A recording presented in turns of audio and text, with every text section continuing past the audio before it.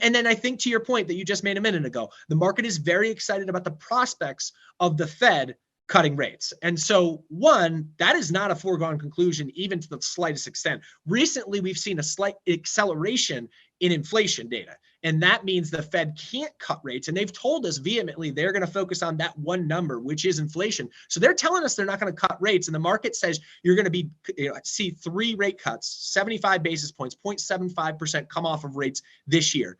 And I think what's really interesting is to see historically when the Fed cuts rates and we do go into recession, after the first rate cut, it's an average of 13 months before the market bottoms.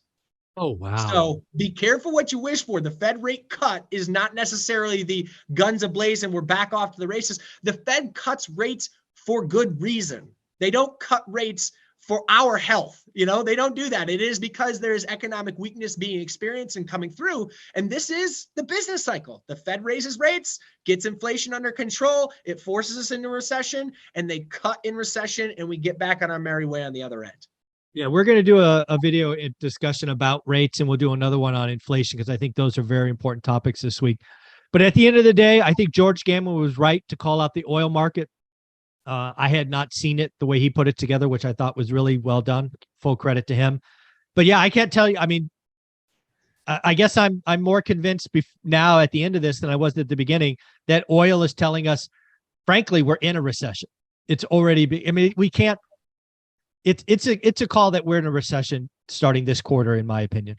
And look at the bond market. The bond market is showing a massive inversion, right? And the bond market has predicted with an inversion the last 8 straight recessions. So this is not something that's going to come up and bite us in the butt. And that's the one thing, I guess, on the other side of the coin that makes me a little bit more optimistic than the doom and gloom crash type scenario is all of the money that's on the sidelines.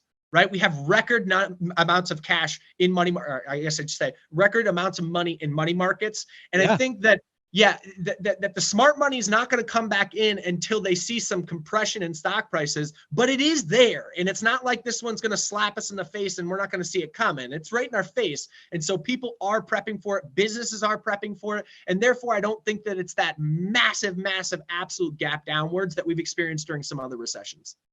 This is going to be kind of, in my opinion, more like the .com, I don't know, crash, whatever you want to call it.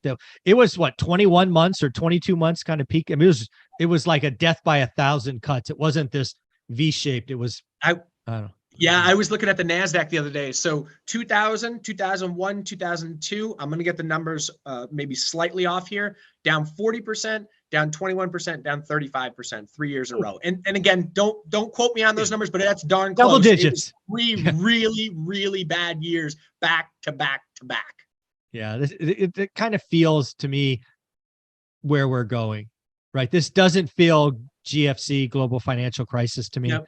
It doesn't feel it's more problematic, which was definitely the .com crash. It's a reset. It's a reset, which is needed. Yeah. So if you want to follow Taylor from Life Goal Investments, who puts out daily educational content, get the occasional rant, how do they follow you? Yeah, follow us at Life Goal Investments. We're on both TikTok and on Instagram, so whichever one you prefer there. But we'd love to have you follow along. Thank you, Michael. Thank you, buddy.